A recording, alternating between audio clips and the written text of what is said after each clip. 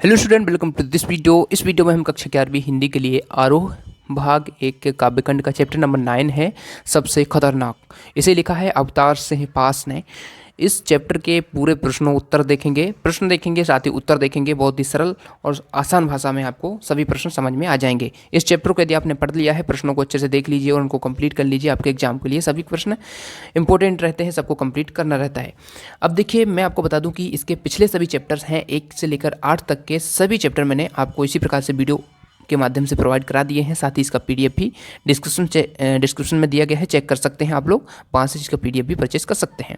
चलिए देखते हैं सभी क्वेश्चंस और इनके आंसर। यदि इन सभी प्रश्नों के उत्तर आप लोग देखना चाहते हैं, पूरी वीडियो ज़रूर देखें। और यदि आप लोग इसी प्रकार से आपके गद्य खंड को कंप्लीट करना चाहते हैं तो गद्य खंड का प्लेलिस्ट आपको चैनल पे मिल जाएगा, वहाँ से देख लेना, ठीक है। और इनके ऑब्जेक्टिव क्वेश्चन की भी प्लेलिस्ट है, तो वहाँ से इनको भी देख लेना, ठीक है। चलिए क्वेश्चन नंबर 1 देख लेते हैं। यहाँ पर कवि ने मेहनत की लूट सबसे खतरनाक नहीं होती है से कविता का आरंभ करके फिर इसी से अंत क्यों किया है। तो देखिए, कवि ने मेहनत की लूट सबसे खतरनाक नहीं होती से कविता का आरंभ किया तथा अंत भी इसी पर किया है। ये पंक्तियाँ खतरनाक और सबसे खतरनाक स्थितियों में अंतर बताती हैं कि ये स्थितियाँ सुधर सकती हैं, परंतु इनसे भी अधिक खतरनाक बातों पर समाज को गंभीरता से विचार करना होगा, ठीक है।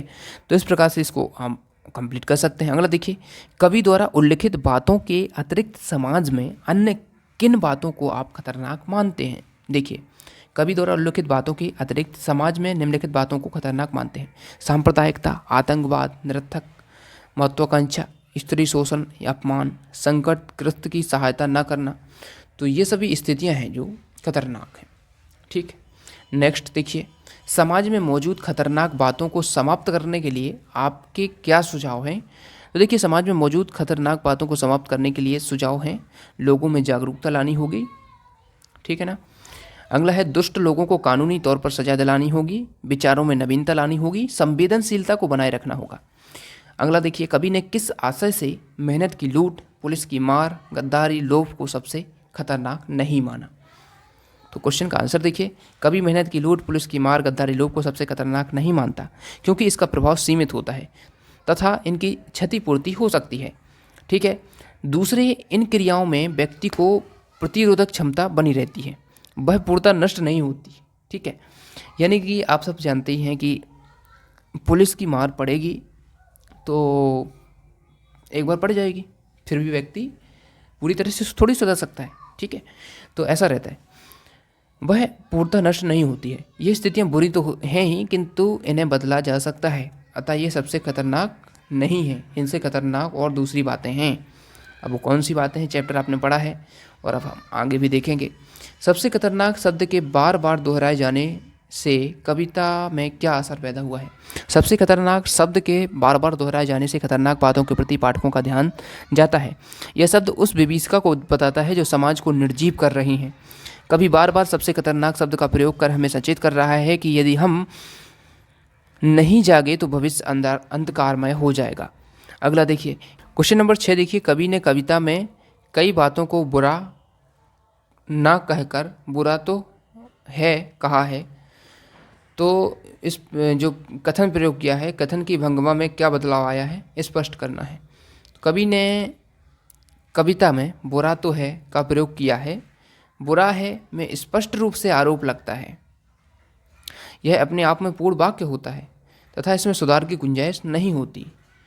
तो शब्द में बल है, यानी बुरा तो है, ठीक है। बुरा तो है, बुरा है तो उसमें हम कुछ सुधार नहीं कर सकते, लेकिन तो लगा देंगे तो शब्द में इस पे बल जा रहा है, बुरा तो है। यह बचाव है तथा पाठकों में जिज्ञासा उत्पन्न करता है। यह बताता है कि स्थितियाँ बुरी तो हैं परंतु चरम सीमा पर नहीं है, ठीक है।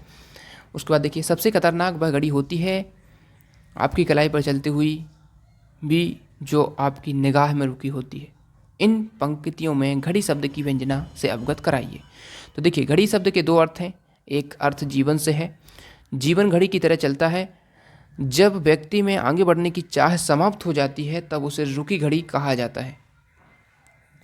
दूसरा अर्थ निश्चित दिनचर्या से है, घड़ी एक निश्चित तरीके से चलती रहती है। उसी प्रकार व्यक्ति भी यंत्र के समान घर से काम व काम से घर पर आता है, उसके मन में उमंग नहीं है, उसकी ज़िंदगी ढर्रे पर चलती है और वह उसमें बदलाव नहीं करना चाहता।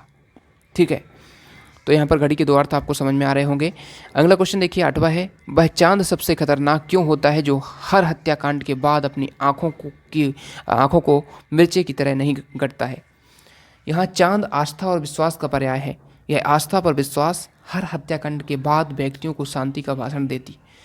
इसके कारण धर्म, जाति, संप्रदाय के नाम पर दंगा करने वाले शक्तिशाली बने रहते हैं। आम आदमी इन आस्थाओं विश्वासों पर तर्क करें तो समाज ठीक हो जाए, परंतु ऐसा नहीं होता है।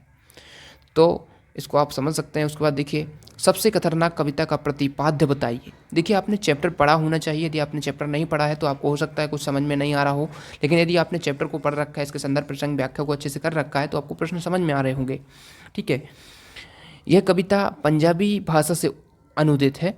यह दिनों दिन अधिकाधिक नृशंस और क्रूर होती जा रही दुनिया और विद्रूपताओं के चित्रण के साथ उस खौफनाक स्थिति की ओर इशारा करती है जहां प्रतिकूलताओं से जूझने के संकल्प छीड़ पड़ते जा रहे हैं। पथराई आँखों सी तटस्थता से कवि की असहमति है, कभी इस प्रतिकूलता की तरफ विशेष संकेत करता है जहां आत्मा के सवाल बेईमानी हो जाते हैं। जड़ स्थितियों को बदलने की प्यास के मर जाने और बेहतर भविष्य के सपनों के गुम हो जाने को कभी सबसे खतरनाक स्थिति मानता है। ठीक है, अगला देखिए, आत्मा का सूरज डूबने में क्या व्यंग्यात्मकता है। कवि उस दिशा को सबसे खतरनाक बताता है जिसमें आत्मा का सूरज डूब जाए। यहाँ कवि ने आत्मा को सूर्य कहा है। आत्मा सूर्य की तरह कवि उस दिशा को सबसे खतरनाक बताता है जिसमें आत्मा का सूरज डूब जाए। यहाँ कवि ने आत्मा को सूर्य कहा है। आत्मा सूर्य की तरह मनुष्य को सही गलत का भेद कराती है। किसी विचार रूपी दिशा में जाकर व्यक्ति अपने विवेक को खो बैठता है तथा गलत कार्य करने लगता है। ऐसी स्थिति में समाज में अन्याय अंधकार छाने लगता है। क्वेश्चन नंबर 11 देखिए, किन किन स्थितियों को बुरा बताया गया है, खतरनाक नहीं। देखिए, मेहनत की लूट होना, ठीक है, पुलिस की मार पड़ना, ये बुरी तो हैं लेकिन खतरनाक नहीं। बैठे बैठे पकड़े जाना, सहमी हुई चुप्पी, सही आवाज़ का दब जाना, व्यवस्था व समय को काटते जाना। ठीक है, क्वेश्चन नंबर 12 है, सबसे खतरनाक बातें कौन सी होती हैं जो कवि बताता है। मुर्दे को शांति से मर जाना, सपनों का मर जाना, चलती घड़ी का रुका हुआ देखना, तड़प कर सब कुछ सह जाना, ठरे पर जिंदगी चलना, बुराई का आंखों में न गड़ना, आत्मा का सूरज डूब जाना, अन्याय को अनदेखा करना। करुण गीत को खतरनाक क्यों कहा गया है। कवि करुण गीत को खतरनाक बताता है क्योंकि इस तरह के गीत व्यक्तियों की प्रतिरोध की भावना को शांत करने का कार्य करते हैं। ये भाग्यवादी दृष्टिकोण को बढ़ावा देते हैं। इससे अन्याय करने वालों का हौसला बुलंद रहता है और समाज में अत्याचार होते रहते हैं। तो करुण गीत को इसलिए खतरनाक कहा गया है। तो इस प्रकार से हमारे सभी क्वेश्चन कंप्लीट हो जाते हैं। अब हम आपका लास्ट चैप्टर है आओ मिलकर बचाएं, उसको नेक्स्ट वीडियो में देख लेंगे। यदि आप लोग इसका पीडीएफ लेना चाहते हैं, डिस्क्रिप्शन को चेक कीजिए, सभी पीडीएफ आपको मिल जाएंगे, गद्यखंड, काव्यखंड, एमसीक्यू। चलिए मिलते हैं नेक्स्ट वीडियो में। सब्सक्राइब जरूर करना और प्लेलिस्ट को चेक कीजिए, सभी चैप्टर के वीडियो आपको मिल जाएंगे।